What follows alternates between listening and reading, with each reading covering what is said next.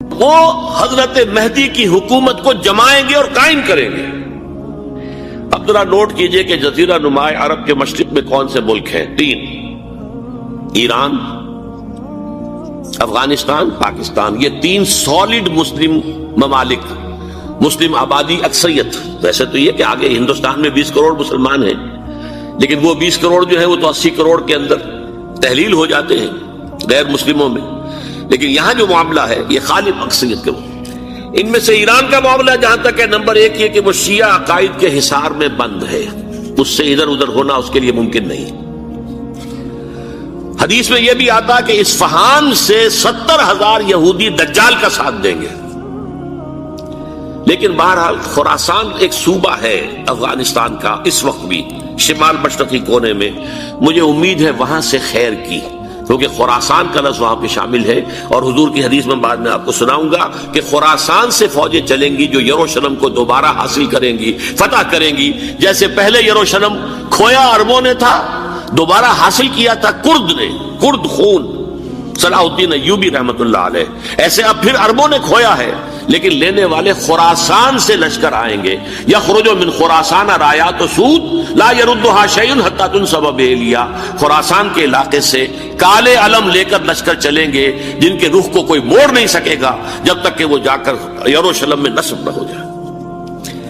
اس کے بعد نام آتا ہے پاکستان کا۔ یہ ہے میری اور آپ کی داستان، اور یہ ہے سبب جس کی وجہ سے کہ میں آپ سے یہ گفتگو کر رہا ہوں۔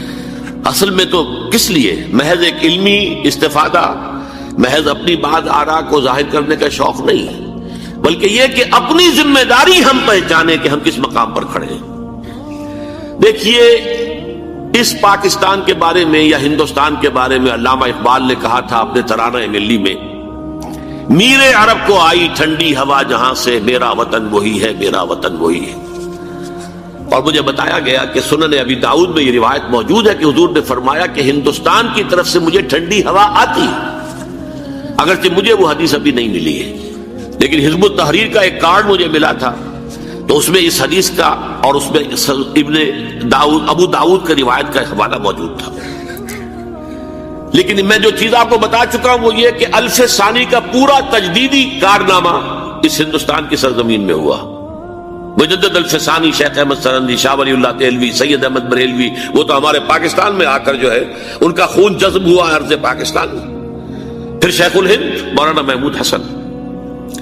تحریک خلافت چلی تو صرف ہندوستان میں چلی اور کہیں نہیں چلی۔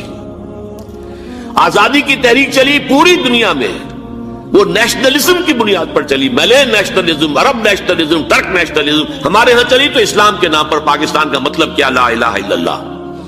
پھر پاکستان قائم ہوا معجزے کے طور پر، بلکہ نازل ہوا ہے لیلۃ القدر میں، انا انزلناہ فی لیلۃ القدر، جیسے قرآن نازل ہوا لیلۃ القدر میں، یہ پاکستان بھی نازل ہوا لیلۃ القدر میں۔ اس کا برقرار رہنا ابھی تک معجزہ ہے۔ ہندو یہ سمجھتا تھا، کانگریس سمجھتی تھی کہ جھٹپٹ ختم ہو جائے گا۔ پھر یہ کہ اس کا قرارداد مقاصد کا پاس ہو جانا، مزید بھی اور اضافی دفعات دستور میں آ جانا، اب کمرشل انٹرسٹ کو ربا قرار دے کر حرام قرار دینا، یہ سارے لینڈ مارکس ہیں کہ جو اشارہ کر رہے ہیں کسی چیز کی طرف، معاملہ کدھر جا رہا ہے۔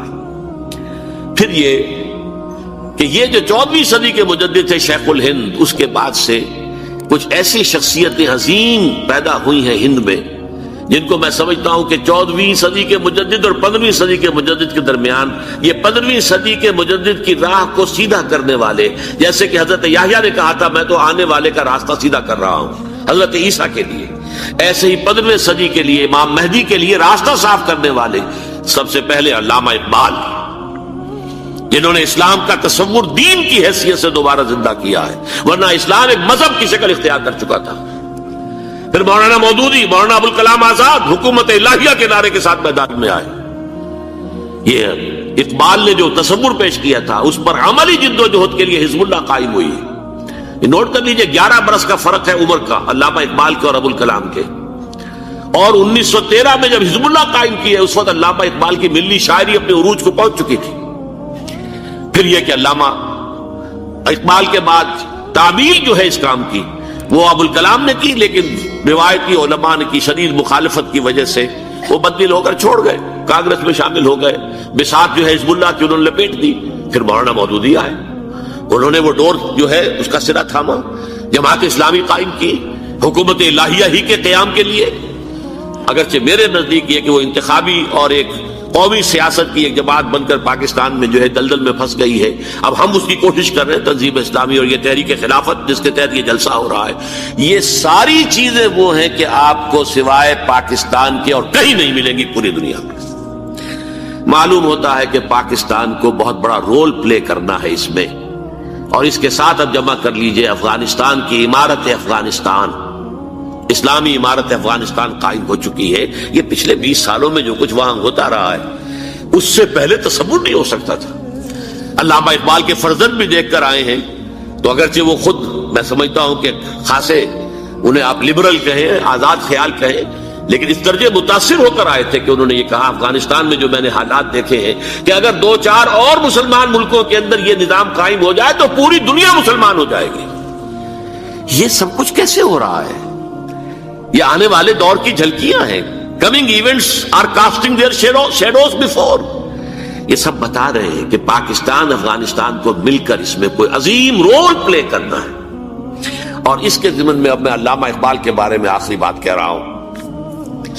علامہ اقبال کے بارے میں عام یہ خیال ہے، انہوں نے اپنے خطبات میں مہدی کا اور نزول مسیح کا، حالانکہ میں کل پڑھ رہا تھا مولانا سید احمد اکبر آبادی رحمۃ اللہ علیہ کا ایک مقالہ ان کا کہ علامہ اقبال نے ابن خلدون کے بارے میں یہ کہا ہے کہ مہدی کا اور نزول عیسیٰ کا دونوں کا انہوں نے انکار کیا ہے، حالانکہ ابن خلدون نے نزول عیسیٰ کا انکار نہیں کیا، صرف مہدی کا انکار کیا ہے۔ بہرحال علامہ اقبال نے خطبات میں انکار کیا ہے، لیکن یہ کہ اپنی شاعری کے اندر میں چیلنج کرتا ہوں کسی بڑے سے بڑے اقبال شناس کو، ان کا یہ شعر ذرا سنیے: خضر وقت از خلوت دشت حجاز آید بروں، کارواں زی وادی دور و دراز آید بروں۔ خضر وقت، امام وقت، رہنمائے وقت، قائد وقت، خلوت دشت حجاز، حجاز کی صحرا کی کسی خلوت گزینی سے نکل کر باہر آئیں گے۔ میں حیران ہوتا ہوں علامہ کے اس فکر پر اور اس مصرے پر۔ یہاں انہوں نے شیعہ اور سنی دونوں کے کانسیپٹ جمع کر دیے۔ شیعہ کا کانسیپٹ یہ چھپے ہوئے کسی غار میں وہاں سے برآمد ہوں گے، اور ہمارا کانسیپٹ میں ام سلمہ رضی اللہ تعالیٰ عنہ کی حدیث سنا چکا، چھپے ہوئے ہوں گے وہ وہاں پر، مدینے سے نکل کر آ کر مکے میں چھپ جائیں گے۔ اس خانہ جنگی کی حالت میں لوگ ان کی طرف دیکھ رہے ہوں گے، سوچتے ہوں گے انہیں میدان میں آنا چاہیے، کوئی پارٹ پلے کرنا چاہیے، امت کی رہنمائی کرنی چاہیے، لیکن وہ چھپیں گے، وہ کارے ہوں گے، وہ اس ذمہ داری کو قبول نہیں کرنا چاہیں گے، جا کے چھپ جائیں گے مکے میں، وہاں سے مکے والے انہیں نکالیں گے، اور وہ کارے ہوں گے، انہیں بالکل یہ پسند نہیں ہوگا کہ یہ ذمہ داری اٹھائیں۔ تو خضر وقت از خلوت دشت حجاز آیت بروں، کارواں زی وادی دور و دراز آیت بروں۔ کارواں جو چلے گا ان کی مدد کے لیے اس وادی دور و دراز، اس زی عظیم وادی دور و دراز، یہ وادی سندھ ہے۔ وادی سندھ جو ہے ہم سمجھتے ہیں کہ صرف یہ پاکستان اور پنجاب جو ہے یہ اس میں شامل ہے، سندھ اور پنجاب نہیں، افغانستان کا پورا مشرقی علاقہ اس میں شامل ہے۔ جیسے دریائے جہلم سندھ میں جا رہا ہے، جیسے دریائے گلگت سندھ میں آ کر ملتا ہے، جیسے دریائے چناب اور راوی اور جہلم اور یہ سب جا رہے ہیں اور آ رہے ہیں، اسی طرح دریائے کابل کہاں سے آ رہا ہے، دریائے گومل کہاں سے آ رہا ہے، ڈوچی کہاں سے آ رہا ہے، یہ سارا جو ہے ڈرین جو ہو رہا ہے ایسٹرن جو ہے پارٹ آف افغانستان، یہ سب وادی ہے۔ اس وادی کے یہ دو حصے ہیں، ایک حصہ جو ہے یہ ادھر پاکستان میں ہے اور اسی وادی کا دوسرا حصہ جو ہے وہ افغانستان میں ہے۔ کارواں زی وادی دور و دراز آیت بروں، کارواں چلے گا یہاں سے، یخرج ناس من المشرق یؤتون للمہدی، یعنی سلطان ہی مشرق سے فوجیں چلیں گی کہ جو مہدی کی حکومت قائم کریں گی، اور یخرج من خراسان رایات و سود، اور خراسان سے سیاہ پرچم چلیں گے کہ جن کا رخ کوئی موڑ نہیں سکے گا، حتیٰ تنصب بیلیا، یہاں تک کہ وہ جا کر یروشلم کے اندر نصب ہو جائیں گے۔ حضرات، میں ایک میری گفتگو کا حصہ باقی تھا لیکن میں اسے چھوڑ رہا ہوں، اس لیے کہ گلوبلائزیشن جو اس کی ہوگی، جو خلافت علی منہاج النبوہ کی تجدید کامل حضرت مہدی کے ہاتھوں عرب میں ہوگی، اس سے پہلے اس کے لیے محنت، کوشش، جد و جہد پاکستان اور افغانستان میں ہو چکی ہوگی جو اسے سپورٹ کرے گی اور وہاں جا کر حکومت قائم کرے گی.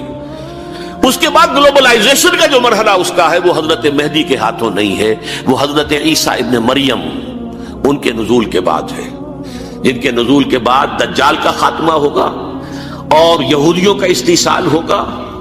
مسلمانوں پر بھی بڑی تکالیف اربوں پر آئیں گی, شدائد آئیں گے, لیکن یہ وہ میں حصہ ملتوی رکھتا ہوں کسی دوسری محفل ہو, کسی دوسری مجلس اور نشست پر. اب میں آپ کو ذرا اس جو انسانوں میں سے انسان دشمنی کا جن کا سب سے بڑا رول ہے, میں ان کی 2000 سالہ تاریخ کا آپ کے سامنے نقشہ رکھنا چاہتا ہوں. ان 1400 سال کا تو میں نے صرف 4 آپ کو پوائنٹس بتائے. موسیٰ سے عیسیٰ تک 1400 برس علیہ الصلوۃ والسلام, 2 مرتبہ عروج, 2 مرتبہ زوال, اشیریوں کے ہاتھوں پٹوائی, بابلیوں کے ہاتھوں پٹانا, گریکس کے ہاتھوں مرمت, رومنس کے ہاتھوں مرمت.